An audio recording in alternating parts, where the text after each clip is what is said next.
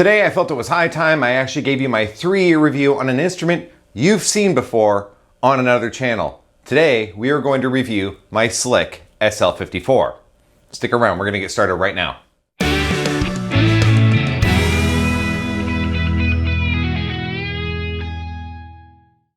Welcome back to the channel, everybody. My name is Chris and you're watching the 11th Fret. As I said, I wanted to be able to cover a guitar that I've owned for the last 3-ish years or so. And I probably should have kicked the channel off with it because this guitar in particular is basically how I dipped my toes into the YouTube world for the first time. And that is my slick SL54. Now, how in the world did I dip my toes in the YouTube world with this guitar if this channel is relatively new?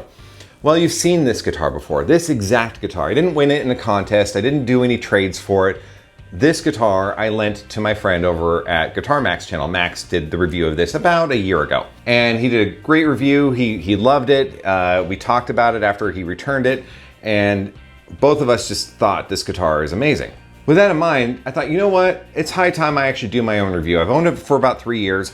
I have no stake in this review process whatsoever, but I do have a good relationship with Guitar Fetish, so I don't want to burn any bridges with them. And I don't think I will, because this guitar has been amazing for me. Now, I want to be able to share with you my thoughts on it, some things I don't like about it, some things I love about it, and why I haven't sold it at this point in time. Because honestly, I have a lot of guitars. I probably have over 70 at this point in time, and I don't really know if I have much more room to put anything. I mean, I'm at this point in my collection where I'm like, I really need to start offloading some stuff. When that comes up, sometimes you want to maybe offload the guitars that might be in the lower price bracket of your collection or things you don't play very much. And this guitar I come back to every now and again as one of those, and I thought, you know, I should probably get rid of it, but I can't bring myself to do it. And I pick it up and I play and I love it. This guitar is distributed by Guitar Fetish, as I mentioned. It's a guitar that's been partnered with Earl Slick, who you might know from his David Bowie fame. He's also worked with artists like John Lennon, and he's composed for countless other artists. One of the things I keep coming back to with this guitar is just its simplicity. I have a lot of guitars that do all sorts of things. I've added wiring mods. It's one of those things that as guitar players we do. We're just never satisfied with tone. We're tone chasing, we argue about it, we just obsess over it. And in some cases, I think that conquest also hinders us as guitar players. We don't write as much, we don't distribute music as much, we're just always blaming something. It's like blaming the controller of your gaming system for how bad you're playing. I don't know. That's probably not totally accurate, but I think in some cases it is. First and foremost, let's talk about the specs of this thing. This thing is heavy. It's about 8 pounds, 10.1 ounces. That is just a little shy of what a Les Paul might weigh, as Les Pauls can weigh anywhere between about 9 to 12 pounds, give or take, depending on the year and you know how it's constructed, blah, blah, blah, blah, blah. So this is a really heavy Strat style guitar, but I love it. It sounds great, it feels great. And when I strum a chord, I feel the body resonate. And I think that's just one of those characteristics about an electric guitar I like to look for. How does the body vibrate when you strum a chord? What's also great about this guitar is that it is a really solid swamp ash body. I mean, this thing is just stupid heavy, but it's swamp ash. It loves to vibrate with strings, and especially with brass. This has brass hardware all throughout. So we got a brass knob, we got a brass wraparound tailpiece, we've got brass tuning keys at the very top. It's just decked out with all these really weird, kind of crazy little accents to it that I love. Also, what's cool about this guitar too is it is Relic. I'm not a big Relic person, contrary to what we might have behind me, but I'm not someone who really pursues a Relic instrument. I think sometimes that could be silly. I know some of you guys might have opinions about that. You can comment about that below. But I normally am turned off by Relic instruments, but this one's just kind of cool. It's just like a light rubbing, and it's not bad.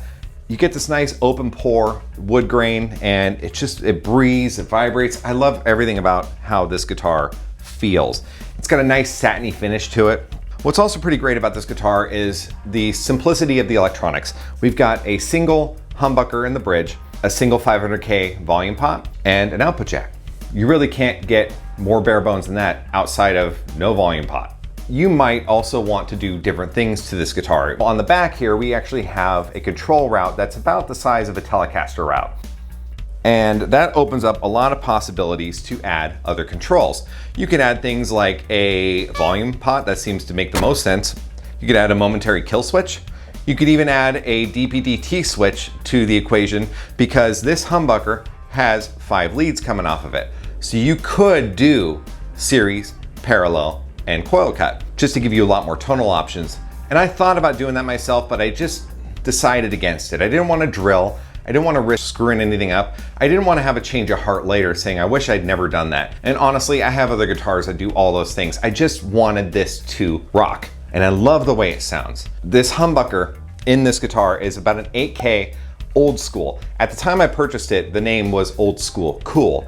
The thing I love about lower output pickups is I find I get more characteristics of the guitar that cut through. Higher output pickups, like if I were to put a Seymour Duncan JB, which is around 16K, I'm gonna get a lot of mid-range, and it's almost not gonna matter what this guitar is, it's gonna sound like a JB in almost any guitar I put it in. In this guitar, I feel like I'm hearing the wood, and I know you guys are gonna be saying, well, tone wood doesn't exist, and then some of you guys might come to my defense and say it absolutely exists. I think there's truth somewhere in the middle. Case in point, a semi-hollow body instrument, you're gonna get a lot of extra vibration, you get chambering, all that stuff. That does play a role in the sound of the guitar.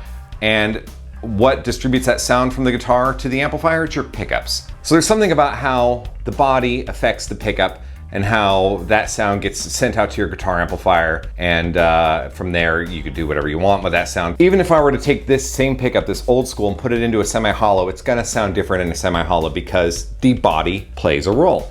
And this guitar vibrates, as I said before, wonderfully. And with this humbucker in there, I find that I hear the wood. I hear the pick attacks a little more. I just feel like there's something different. And I've bought multiple old school pickups before. I like them a lot. The only thing, and Guitar Fetish, if you're listening to me on this one, I wish you guys would come up with a NOS sort of version of the old school pickup. I wish I can get one that doesn't look like it's been kicked around in the dirt for a while. I want one that looks clean, that I can put into a clean build. That out of the way, this is one of the better pickups I have heard. I love the way it sounds. It's easy to wire up. I have no intentions on ever changing this out. It just sounds great. Looking at the neck here, we got a modern C profile, very satiny finish on the back, so it's easy to glide around the neck. On the fingerboard, I made the mistake originally believing that this was rosewood. It's actually a Brazilian cherry, also known as, oh boy, I'm gonna butcher this too, Jatoba, Yatoba. I've heard every variation. I went on YouTube, probably spent about an hour trying to figure out how it's pronounced. So if you know how it's pronounced, say it in the comments below.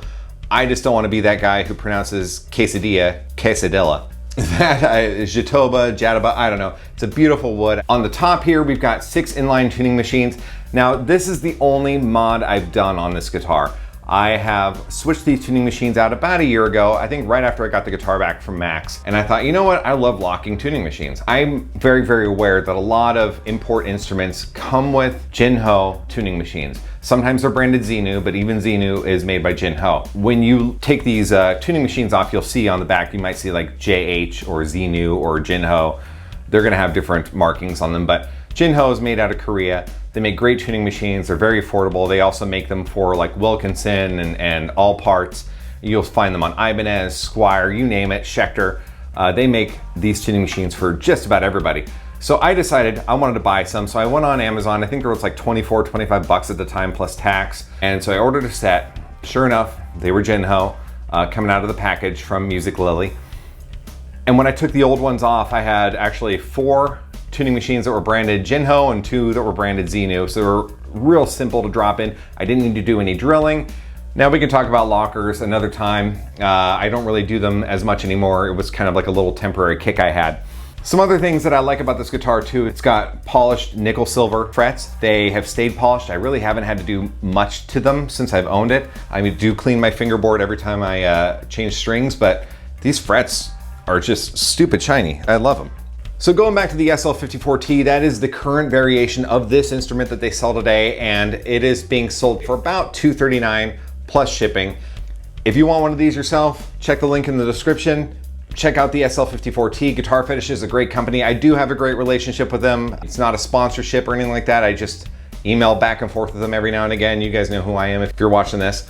So let's check out some tones. I'm gonna be running this straight into my Boss Katana Air, straight into the computer. Let's check it out.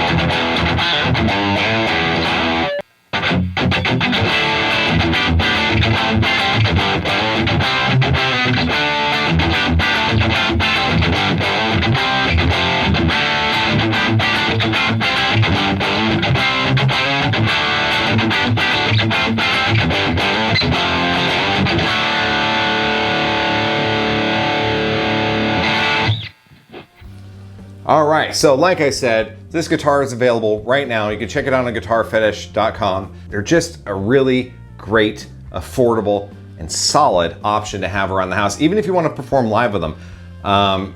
They're just great instruments, and the pickups sound great. The electronics are clean. It's just I have pretty much no complaints about it.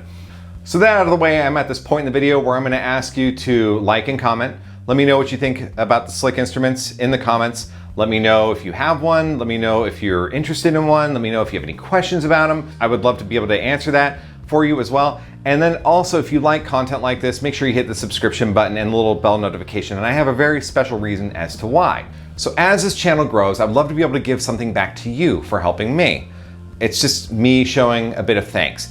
And in order to do that, I had to think, what could I possibly give away to one of you guys? And there's this video I'm filming right now of this particular guitar, which I'll launch in a later date. But this guitar is amazing. This is a 1996 Epiphone Les Paul Standard, as Epiphone has told me. I'm still investigating what this is, but it is a 1996, made in Korea, Epiphone Les Paul.